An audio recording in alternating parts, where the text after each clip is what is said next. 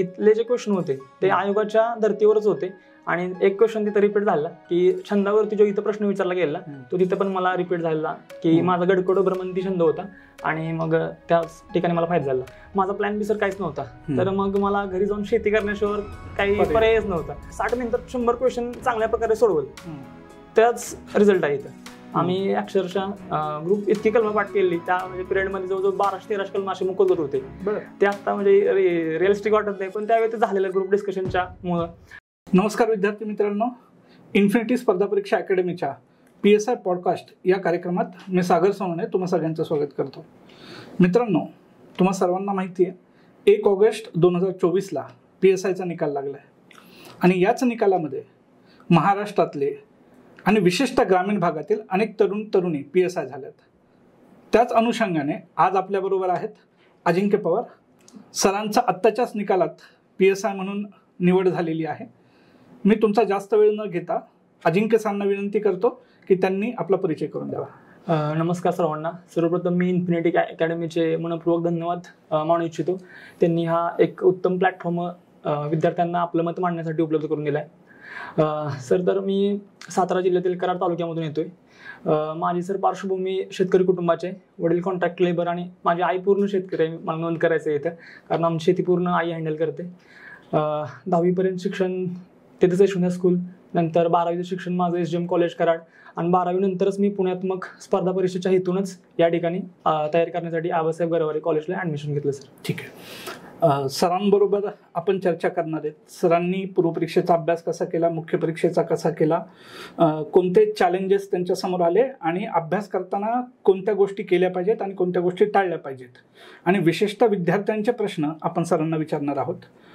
Sir, माझा तुम्हाला पहिला प्रश्न आहे की हा तुमचा अटेम्प्ट कितवा होता आणि पूर्वपरीक्षेला तुम्हाला किती मार्क पडले? सर, हा माझा सेकंड अटेम्प्ट होता. 2021ची पूर्व माझी पहिली होती. माझं 20चं ग्रॅज्युएशन आहे आणि त्यानंतर मी 21ला दिलेलो. तर 21ला 0.50 माझा त्यावेळेस STIच्या मुख्यसाठी रिझल्ट उडालेला आणि त्यानंतर मग मी पूर्वचा अभ्यास केला. या 2022च्या पूर्वला मला 57 मार्क होती आणि आमचा कट ऑफ काही 52 पॉईंट समथिंग काय तर लागलं आणि चांगल्या मार्क्सने मी पूर्व पास झालेलो.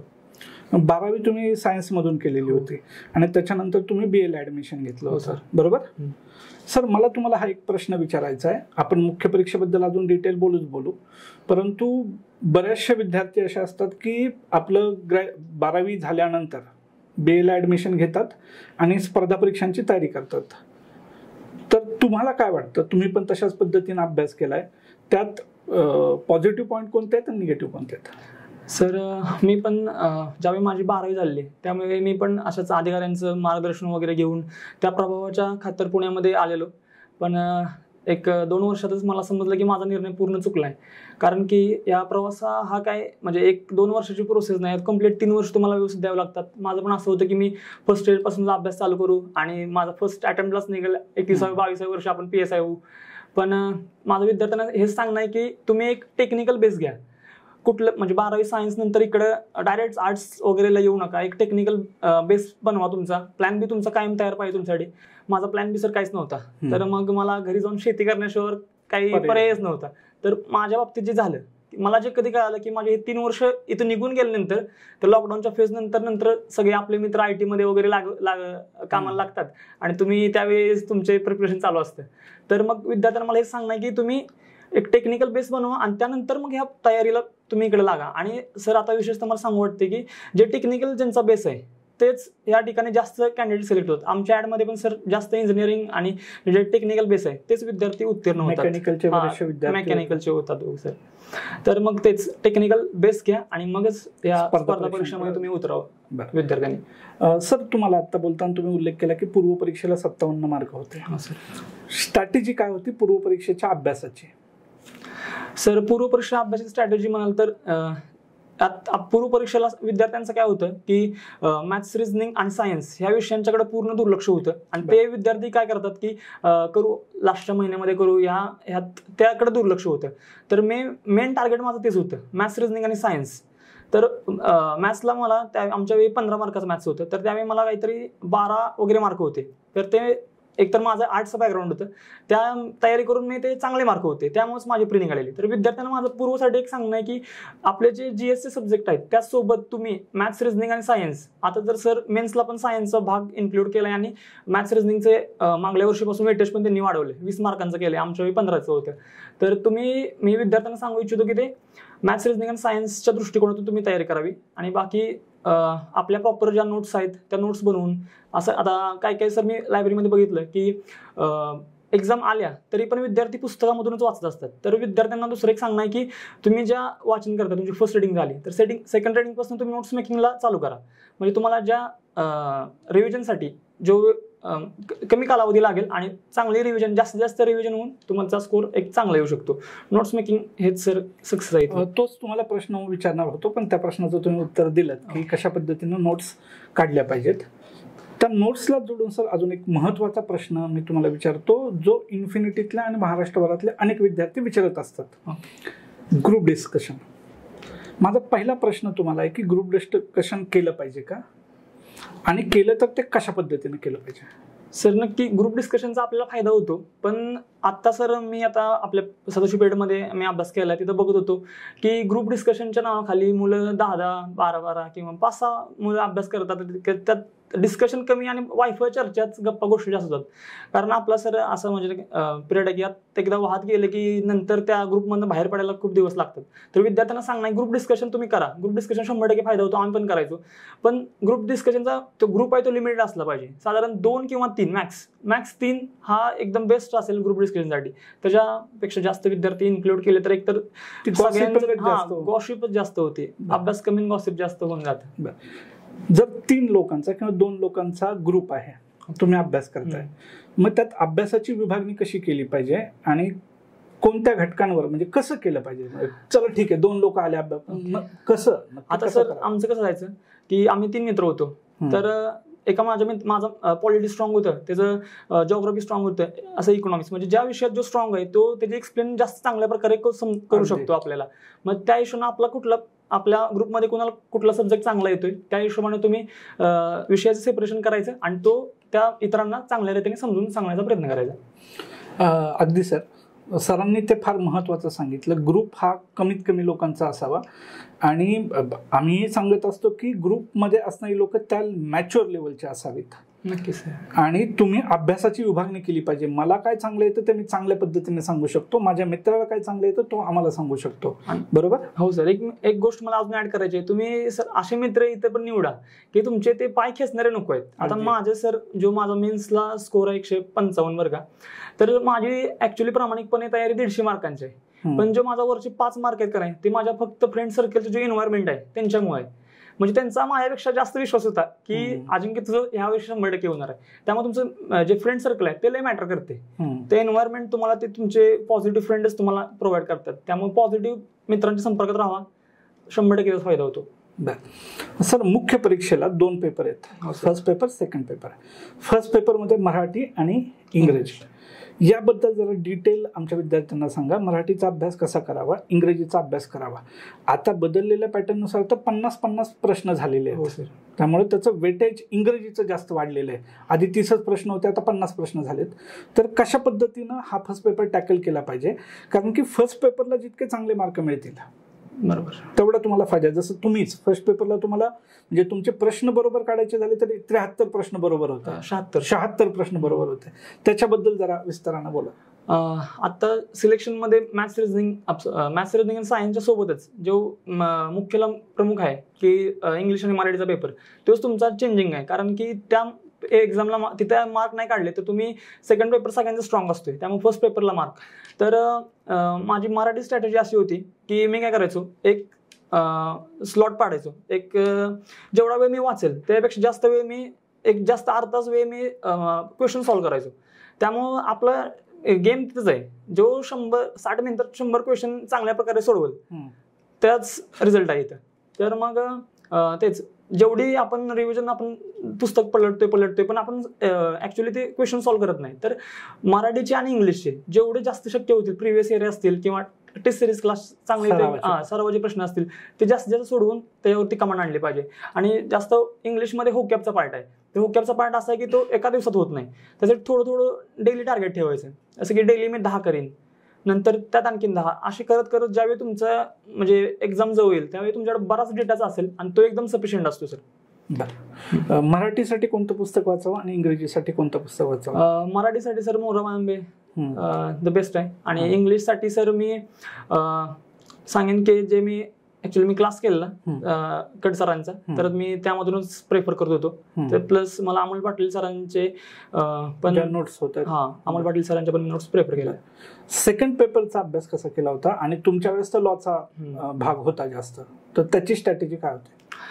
सर आमच्या वेळी लॉचा होता पार्ट एकदम 55 मार्कांना आम्हाला लॉ होते, म्हणजे 55 क्वेश्चन्स लॉला होते. तर मग त्याचा काय ग्रुप डिस्कशन त्या ठिकाणी मला खूप फायदा झाला. आम्ही अक्षरशः ग्रुप इतकी कलमं पाठ केली त्या म्हणजे पिरियडमध्ये जवळजवळ 1200-1300 कलम असे मुकत होते. ते आता म्हणजे रिअलिस्टिक वाटत नाही, पण त्यावेळी ते झालेलं ग्रुप डिस्कशनच्या मुळे. आणि म्हणजे ते इतकं होतं की आम्ही चहाला जाऊ दे म्हणजे अशा गप्पा गोष्टी करत तरी पण आम्ही ते कलम रिवाइज करून घ्यायचो. आणि सेकंड पेपर आता चेंज झालाय, लॉ काढून टाकलाय. त्यात मॅथ्स, रिझनिंग आणि सायन्स इन्क्लूड केलं, इकॉनॉमिक्स इन्क्लूड केले. त्यामुळे विद्यार्थ्यांनी त्याकडे जास्त भर देऊन सुरुवातीपासूनच मी पहिल्यापासून ते सांगतो मॅथ्स, रिझनिंग, सायन्स त्याशिवाय रिझल्टच नाही सध्या. ते तुम्ही जास्त फोकस नाही करा. मित्रांनो, तुम्ही पाहिलं असेल आपण पूर्व परीक्षेबद्दल सरांना प्रश्न विचारले, नोट्स बद्दल, ग्रुप डिस्कशन बद्दल आणि मुख्य परीक्षेबद्दल. सर आता याच्या पुढचा जो टप्पा आहे त्याच टप्प्याने मी प्रश्न विचारतो, ग्राउंडची तयारी कशी केली? कोणते चॅलेंजेस ग्राउंड करताना होते का तुम्हाला? सर 100% आपला सगळा आता 3 वर्षाचा कालावधी त्या एका चेअरवरती गेलेला असतो आणि तुम्ही त्यानंतर ग्राउंडला उतरता.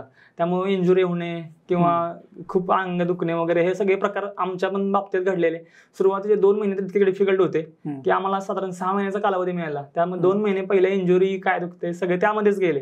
पण सध्या आयोगाची एक मेहरबानी की 60 मार्काला क्वालिफाईंग आहे. त्यामुळं विद्यार्थ्यांनी अतिरिक्त कष्ट न घेता ते क्वालिफाईंगच्या दृष्टिकोनातूनच मला वाटतं सर प्रयत्न केला पाहिजेत. माझ्यासोबत जे मित्र होते त्यांनी थोडा अतिरेक करून इंजुरी न करता ग्राउंड कसं पार पडेल ह्याच्याकडे जास्त भर दिला पाहिजे असं मला वाटतं.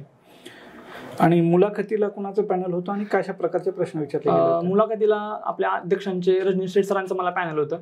तर मला जे नॉर्मल प्रश्न, आता पीएसचा इंटरव्ह्यू राज्यसेवेसारखा सर इतका वेळ चालत नाही, मला साधारण 7 मिनिटं इंटरव्ह्यू चाललेला. त्यामध्ये माझ्या गावाच्या पार्श्वभूमीवर माझं पॉलिटिकल सायन्स होतं. तर पॉलिटिकल सायन्सच्या बाबतीत प्रश्न विचारलेले. मी यशवंतराव चव्हाण आमच्या म्हणजे कर्मभूमी आमची आहे त्यांची कराड, तर त्यांच्यावरती काही प्रश्न होते. तर असंच 7 मिनिटं इंटरव्ह्यू माझा चाललेला. बरं, तुम्ही PSIचा मॉक इंटरव्ह्यू इन्फिनिटीमध्ये दिला होता? हो सर. तर त्याचा काय फायदा झाला का? हो सर, 100%. इथे जे सरांचा म्हणजे इथले जे क्वेश्चन होते ते आयोगाच्या धर्तीवरच होते. आणि एक क्वेश्चन तिथं रिपीट झाला की छंदावरती जो इथं प्रश्न विचारला गेला तो तिथं पण मला रिपीट झाला की माझा गडकोड भ्रमंती छंद होता आणि मग त्या ठिकाणी मला फायदा झाला. बरं सर, मला तुम्हाला एक प्रश्न विचारायचा आहे, तो विद्यार्थ्यांच्या बाजूचा प्रश्न आहे. बऱ्याच विद्यार्थ्यांना तो प्रश्न आवडत नाही, पण म्हणून तो विचारायचा नाही असं होत नाही. आपण पुण्यामध्ये छत्रपती संभाजीनगरमध्ये बरेचसे विद्यार्थी अभ्यास करतात. 4 वर्ष झालं, 5 वर्ष झालं, ते आपल्याला दिसत असतात, ते अभ्यास करत असतात, पण त्यांचा रिझल्ट आपल्याला दिसत नाही. तर मग अशा विद्यार्थ्यांना तुम्ही काय सल्ला द्याल? म्हणजे हा प्रश्न आवडो अथवा न आवडो, पण जी रियालिटी आहे ती समोर आली पाहिजे. निश्चित सर, ही रियालिटी आणि हे वास्तव कुणीतर मांडलं पाहिजे. तर तुम्ही प्रश्न विचारला, खूप तुम्हाला थँक्यू. तर सर, आपण लायब्ररीमध्ये बघतो की 35-32 वर्ष वयापर्यंत विद्यार्थी तयारी करतात. आता ऍक्च्युली कुठेतरी असं असतं की बाबा अधिकारी हो, पण सर या क्षेत्रामध्ये एक 4 वर्ष तुम्ही मॅक्स 4 वर्ष द्या आणि त्या 4 वर्षामध्ये पण तुम्ही कुठल्या तर पूर्वच्या पर्यंत पोहोचत नाही किंवा कुठल्या मेन्समध्ये तुम्हाला चांगला स्कोर येत नाही, तर स्वतःचं परीक्षण करून एक तर तुम्ही चांगल्या शिक्षकांना पकडा किंवा तुमचे जे सिनियर आहेत त्यांच्या मित्रांचं ही करा, चर्चा करा आणि त्यात नाही मार्क काढा. ते पण होत नसेल तर सर यात प्लॅन बी तुम्ही निवडणं कधी पण चांगलं, कारण एक लिमिट असते कुठल्या तरी कालावधीची. यासाठी 4 वर्ष तुम्ही द्या, पूर्ण डेडिकेशन प्रिपेअर करा आणि मग ह्यात बाहेर पडा असेल तर त्यातून बाहेर. कारण की आणि सर मी आवर्जून या ठिकाणी माझा सर या प्रवासामध्ये ना मला एका मित्राची साथ लाभलेली चांगली. आकाश होते आणि विशाल, हे 2 माझे प्लेयर होते. म्हणजे कुठले पण जे माझे काय पण प्रॉब्लेम असतील ते दोघं नेहमीच उभे Discuss असायचे. करायचे. हा डिस्कस असायचे. तर आकाश पण माझ्यासोबतच इथं पुण्याला त्याचं ऍडमिशन होतं. तर सर त्यानं 2-3 वर्ष चांगला एकदम डेडिकेटेडली माझ्यासोबतच अभ्यास फोकसने केला, पण ते सर ऍक्च्युअली झालं नाही. तर सर त्यानं बेंगलोर एअरपोर्टमध्ये आता सध्या तो चांगल्या पदावर आहे.